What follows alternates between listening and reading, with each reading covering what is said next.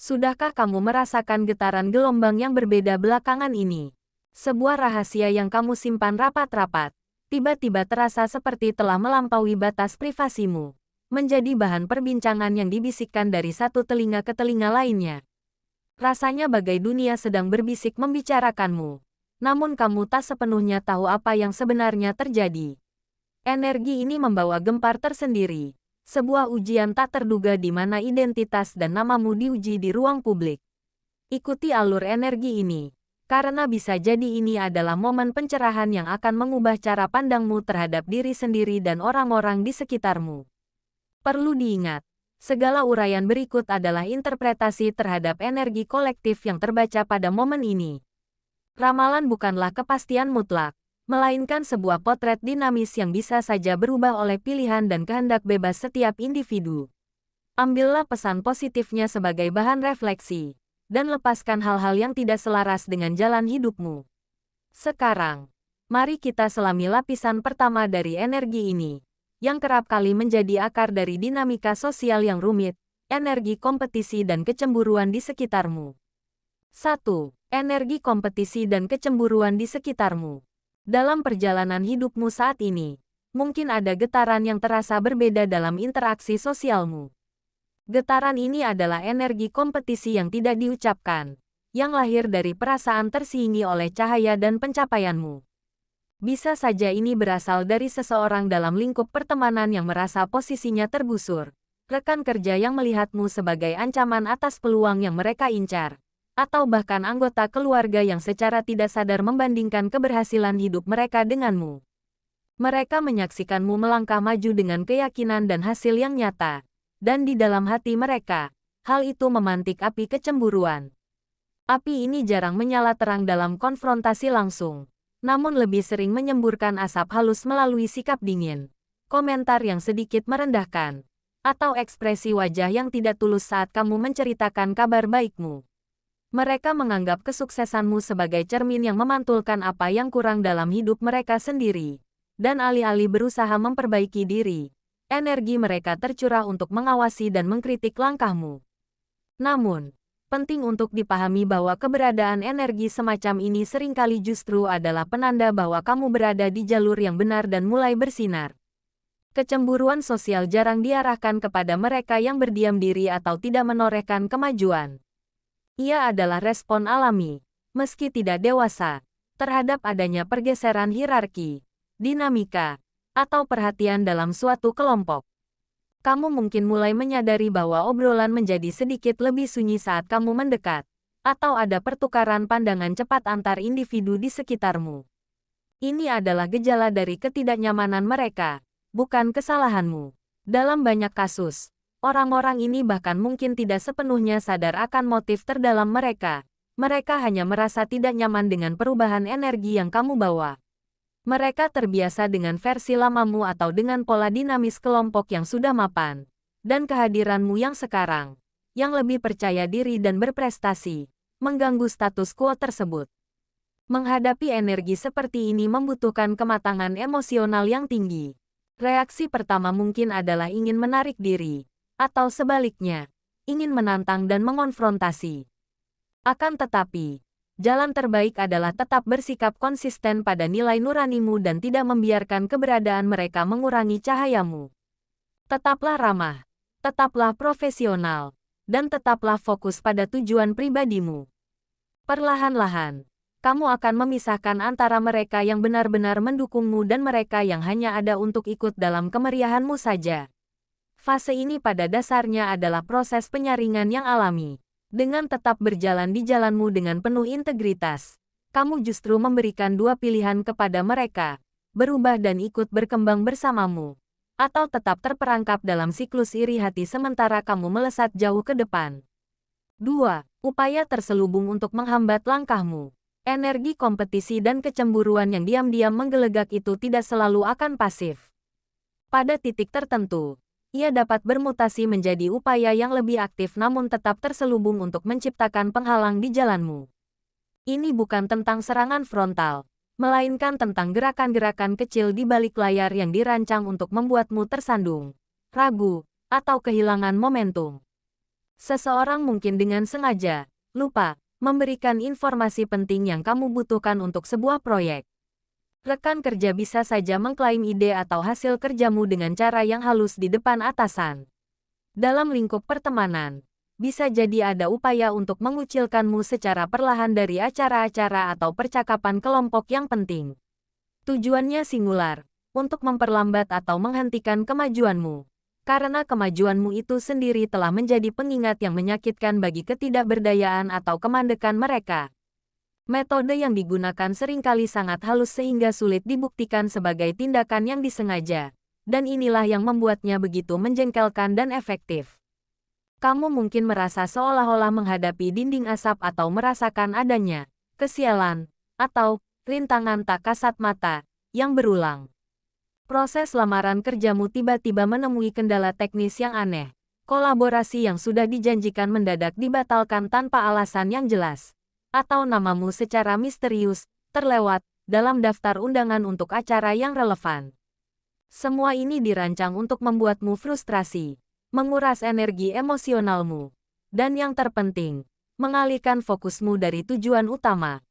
Penghalang ini adalah ujian ketahanan mental. Mereka berharap kamu akan menyerah, mundur, atau bereaksi dengan emosi yang akhirnya justru dapat merusak reputasimu sendiri. Namun, dalam setiap upaya penghalangan terselubung ini, terkandung juga pelajaran dan kekuatan. Ketika kamu menyadari pola ini, kamu diajak untuk berkembang menjadi pribadi yang lebih strategis, teliti, dan mandiri. Kamu belajar untuk mendokumentasikan segala sesuatu dengan baik, untuk memiliki rencana cadangan, plan B, C, dan D, dan untuk tidak sepenuhnya bergantung pada satu saluran atau satu orang. Tantangan ini memaksa kamu untuk membangun fondasi yang lebih kokoh dan jaringan yang lebih luas, sehingga tidak mudah digoyahkan oleh satu dua orang yang berniat jahat. Lihatlah setiap hambatan kecil ini sebagai batu asah yang mengasah ketajaman insting dan kecerdikanmu. Pada akhirnya, dengan tetap bertahan dan terus bergerak maju dengan cara-cara yang elegan dan profesional, kamu justru membuat upaya mereka sia-sia. Kamu membuktikan bahwa langkahmu tidak dapat dihentikan oleh permainan kecil, dan setiap rintangan yang berhasil kamu lewati justru menambah tinggi bangunan kesuksesanmu, membuatmu semakin terlihat dan semakin sulit untuk dijangkau oleh mereka yang ingin melihatmu jatuh. 3. Penyebaran informasi yang merusak nama baik. Dalam situasi ini, kamu mungkin menghadapi fase di mana batas-batas privasi dan reputasimu sedang diuji secara agresif. Informasi pribadi, yang bisa berupa rahasia masa lalu, kekeliruan yang sudah kamu perbaiki, atau bahkan narasi yang sepenuhnya direkayasa, menemukan jalannya ke permukaan publik. Proses penyebarannya bisa sangat beracun dan sistematis.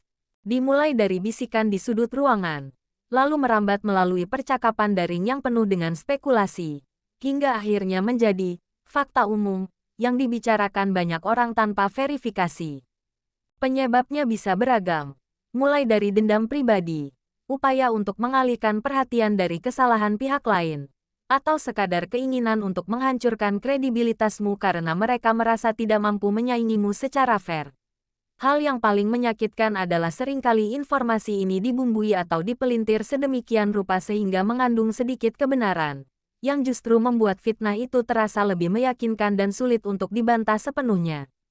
Dampaknya tidak hanya pada citra sosialmu, tetapi juga menyerang inti kesejahteraan emosional.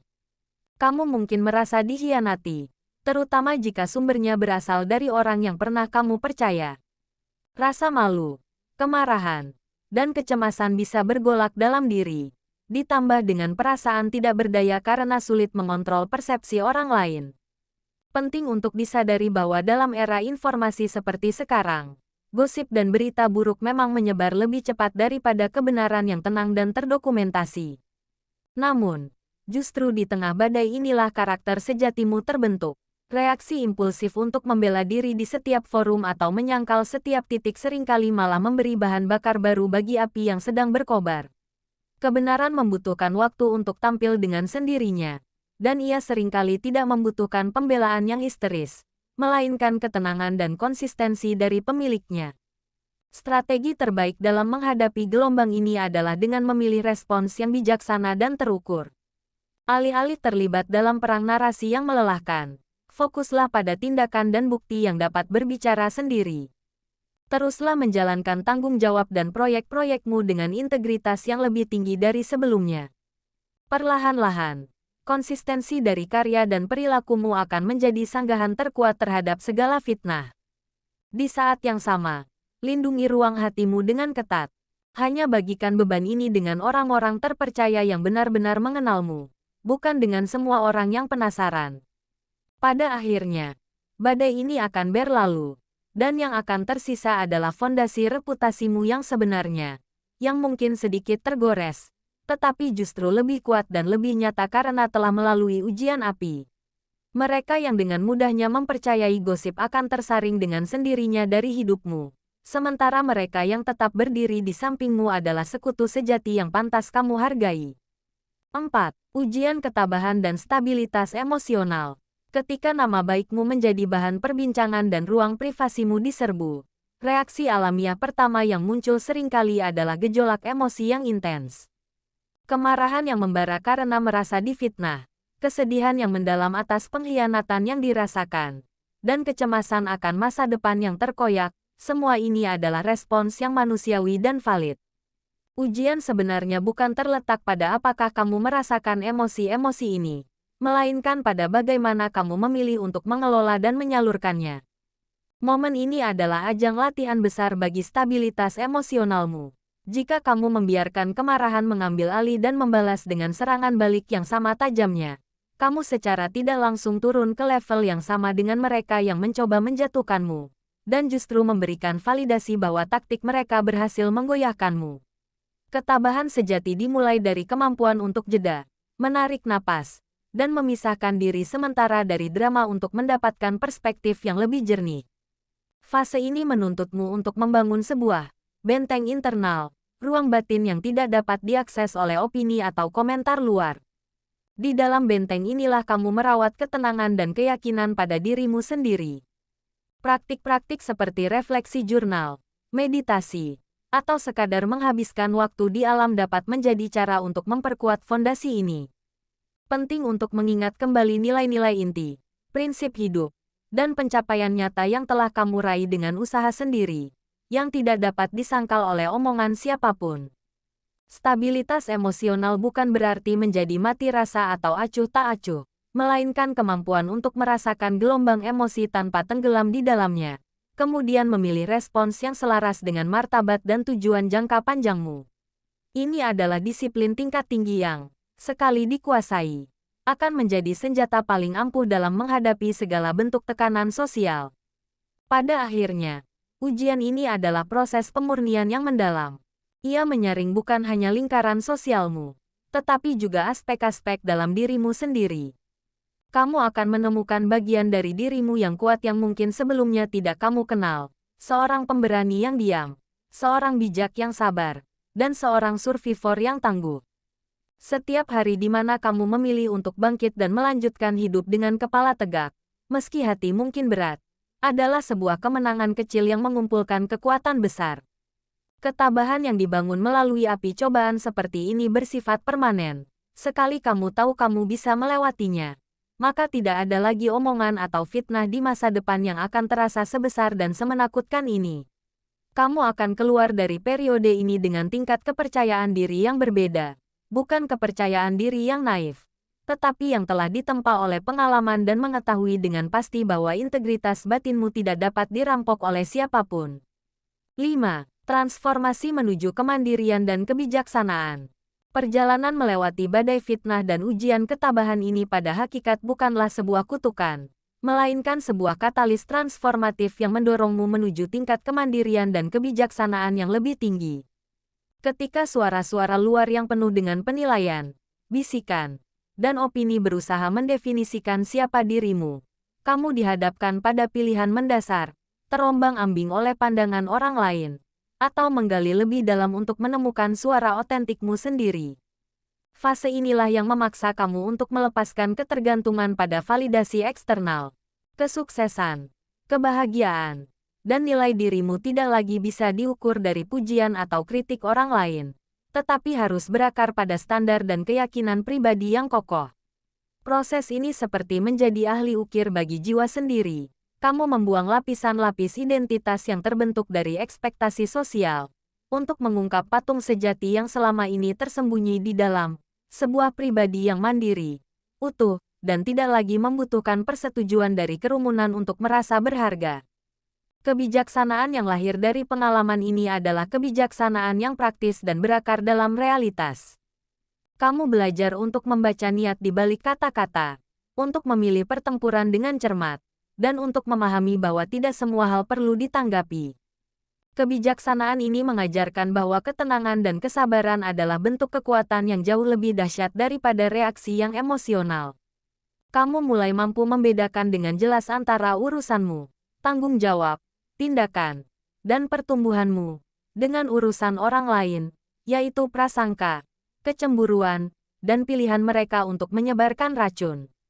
Dengan menahan diri dari terjun ke setiap pertikaian dan fokus membangun dunia internal serta pencapaian eksternalmu sendiri, kamu justru mengambil alih kendali narasi hidupmu sepenuhnya.